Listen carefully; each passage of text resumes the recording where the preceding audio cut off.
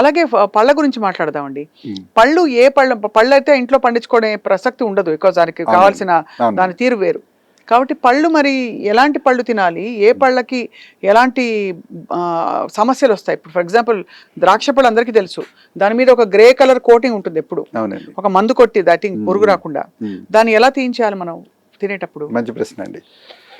సహజమైన ద్రాక్ష పండుగ పైన ఒక కోటింగ్ సహజంగా ఉంటుంది, అది ఈస్ట్ అండి, అది చాలా మంచిది కూడా.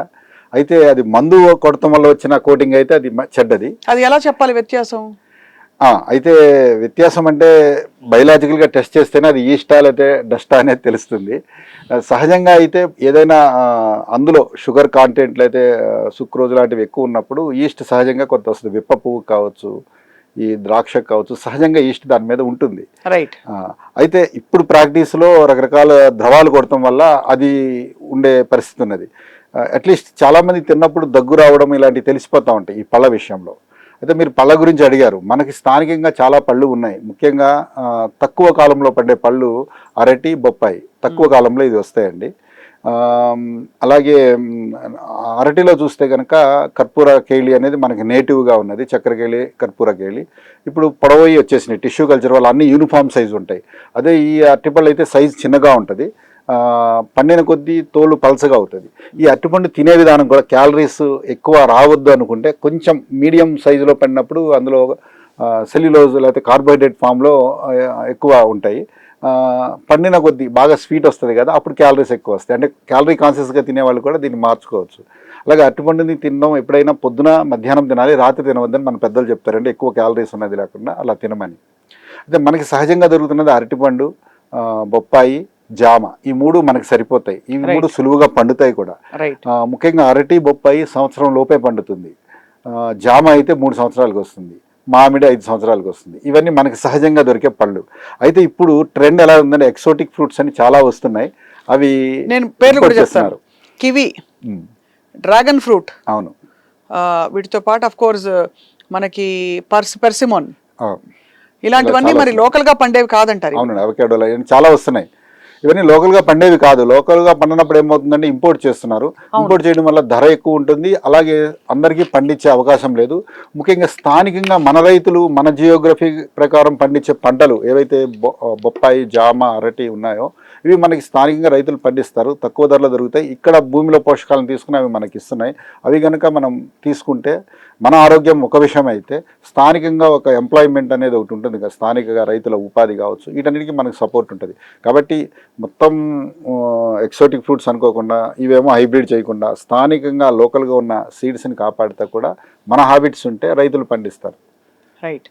సో అయితే మరి ఫ్రూట్స్, వెజిటబుల్స్ ఒక 2 ఫుడ్ గ్రూప్స్ చూసాం. మాంసాహార పదార్థాలు తినే వాళ్ళకి మీ అడ్వైస్ ఏంటి? మీరు శాకాహార కంప్లీట్గా? నేను శాకాహారి కాదండి, అలా అని మాంసాహారి రెగ్యులర్గా తినడం కాదు, బట్ నేను కంప్లీట్ శాకాహారిని అయితే కాదు. ఎన్నిసార్లు తినాలి సురేంద్ర గారు మాంసాహారం తినేవాళ్ళు? వారానికి ఎన్నిసార్లు? పూర్వం సండే అని పెట్టుకునేవాళ్ళు. అవునండి, తినేవాళ్ళు సండే మాత్రమే పెట్టుకునేవాళ్ళు. సండే ఇవాళ చికెన్ వండారని చెప్పేవాళ్ళు. ఇప్పుడు దాదాపు వారానికి 5-6 సార్లు తినేస్తున్నారు. అవునండి, పూర్వము అలా అయితే కల్చర్ లేదండి. మా చిన్నప్పుడు అయితే వారానికి ఒకసారి, కొందరు అయితే వారానికి 2 సార్లు ఇలా తింటూ ఉండేవాళ్ళు. ఇంకా బాగా చెప్పాలంటే జాతరలు జరుగుతూ ఉంటాయి ఊర్లో, జాతర అప్పుడు అది తింటూ ఉండేవాళ్ళు. కంపల్సరీ రోజు తినడం అనేది ఎప్పుడు లేదు. ఇంకా మేము గమనించేవాళ్ళం, కొందరు శనివారం నాడు అసలు తినేవాళ్ళు కాదు. ఇప్పుడు శని ఆదివారం లేదు, ఎప్పుడు లేదు, రాత్రి లేదు, పగలు లేదు, అవైలబిలిటీ పెరగడం వల్ల ఎస్పెషల్ ఇప్పుడు టీనేజర్స్ కావచ్చు, వాళ్ళకి తెలియకపోవడం వల్ల, చెప్పేవాళ్ళు లేకపోవడం వల్ల, లేకపోతే పెద్దలు వాళ్ళకి ఇచ్చిన ఫ్రీడమ్ కావచ్చు, అన్ఈవెన్ టైమింగ్స్లో తీసుకోవడం, ఇదంతా పెరిగిపోయింది.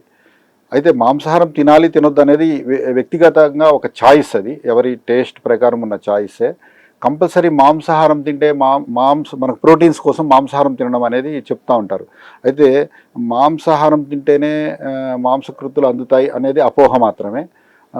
మాంసం అంతా తయారయ్యేది, ప్రోటీన్స్ తయారయ్యేది బిల్డింగ్ బ్లాక్స్ అమైనో యాసిడ్స్ ఉంటాయి.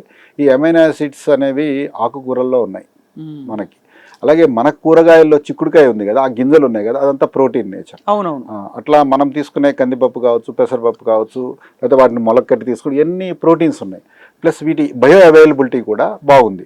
ఎవరైతే అంటే ప్రోటీన్స్ తీసుకొని ఎక్సర్సైజ్ చేస్తారో వాళ్ళు బాడీ బిల్డింగ్ కోసం కొందరికి అవసరం కావచ్చు, శ్రమ చేసేవాళ్ళు కొందరికి అవసరం కావచ్చు సమయానుకూలంగా. బట్ అందరూ తినాలని ఏమీ లేదు, బట్ ఇట్స్ ఎ చాయిస్ అండి అంతే. ఇలా ప్రోటీన్స్ కోసం మాంసం తినడం అనేది కంపల్సరీ అయితే కాదు కాదు కాదు. అలాగే మనం పెరుగు మిస్ అవుతున్నాం. అవును. చాలా మంది పూర్వం అందరూ పెరుగన్నం మజ్జిగన్నం తినే కల్చర్ ఉండేది. వ్యవసాయంకి వెళ్తాం వల్ల పొద్దున్నే వంటలు చేయడం కుదరదు కదండి, అందరూ ఏదో పని చేయాలి. అలా వెళ్తున్నప్పుడు చద్దన్నం తింటాము, లేకపోతే ఇలా మజ్జిగన్నం ఇట్లా తినడం వల్ల ప్రోటీన్స్ సరిపడా ఉన్నవి సహజంగానే. ఇప్పుడు పాలల్లో తీసుకుంటే ప్రోటీన్ 3.5 ఉంటుందండి. ఒక 100 ml మిల్క్ తీసుకుంటే 3.5 grams ఆఫ్ ప్రోటీన్ ఉంటుంది. అది పెరుగు అయితే 10 grams అవుతుంది అదే 100 mlలో. ఈ మైక్రోబ్స్ మల్టిపుల్ అవ్వడం వల్ల. ఇదే పాలని మనము అన్నానికి కలిపి తోడుపెట్టి అన్నంలాగా చేసే పొద్దున్నే అది అవుతుంది చద్దన్నం, అలా అవుతుంటే అదే 100 ml నుంచి 20 grams ఆఫ్ ప్రోటీన్ వస్తుంది. అంటే జస్ట్ పాలు తాగితే ఉన్న దానికంటే ఇది మల్టిపుల్ అవుతుంది. సో ఎలా చేయాలి చద్దన్నం చెప్పండి గారు. అయితే ఈ చద్దన్నము పొద్దున్నే శ్రమ చేసే వాళ్ళకి ఇది సూటబుల్ అండి. పొద్దున్నే తినేసి కనుక ఆఫీస్ పనికి వెళ్తే మత్తు రావచ్చు, కాబట్టి మధ్యాహ్నం పొద్దున మనం ఆఫీస్కి వెళ్తా దీన్ని కలుపుకొని మధ్యాహ్నం అయినా దీన్ని తినవచ్చు కొంత పార్ట్గా. అయితే రాత్రిపూట అన్నం వండేసుకోవాలి ఖచ్చితంగా.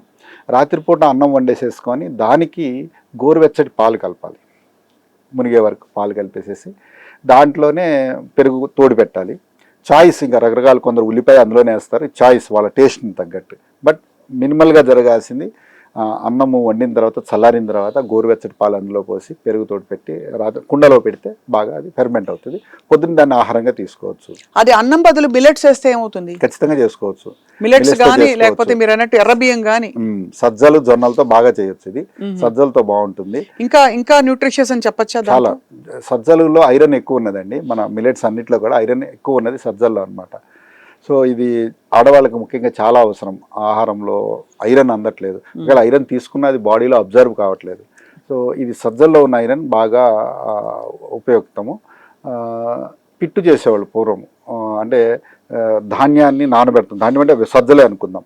సజ్జల్ని నానబెట్టి కొంచెం ఆవిరి మీద దాన్ని ఎక్స్పోజ్ చేయడం వల్ల, ఆవిరి కుడుము ఎలా చేస్తారో అలా చేయడం వల్ల కొంచెం మెత్తబడుతుంది, పార్షియల్లీ కుకింగ్ అవుతుంది. దాన్ని రోట్లో దంచుతారు, దానికి కొబ్బరి బెల్లం అదేసి ఆడపిల్లలకు పెడతారనమాట. వాళ్ళకి ప్రెగ్నెంట్ అయినప్పుడు, డెలివరీ అయినప్పుడు ఆ బోన్ స్ట్రెంగ్త్కి అది చాలా ఉపయోగం అనమాట. చాలా బాగుండేది. ఐరన్ అనేది సజ్జల్లోది ఇట్లా ఉపయోగపడుతుంది. లేదా మనం చెప్పిన ఫెర్మెంటేషన్ అయిన రాత్రిపూటే సజ్జల అన్నం వండేసేసి దాన్ని అలా పాలల్లో నానబెట్టి పొద్దున తినడం. ఇది కాదంటే అంబలి, సజ్జ అంబలి, ఇట్లా ఏది తీసుకున్నా అది ఐరన్గా చాలా ఉపయోగపడుతుంది. అలాగే ప్రోటీన్ బాగా వస్తుంది. ఎప్పుడైనా ఎక్కడైనా మీ చేతిలోనే వార్తా ప్రపంచం. మీ మొబైల్లో, మీ కంప్యూటర్లో, మీ టీవీలో. సాక్షి టీవీ డిజిటల్ ప్రసారాల కోసం లాగిన్ అవ్వండి www.youtube.com/సాక్షి టీవీ. సబ్స్క్రైబ్ సాక్షి టీవీ యూట్యూబ్ ఛానల్.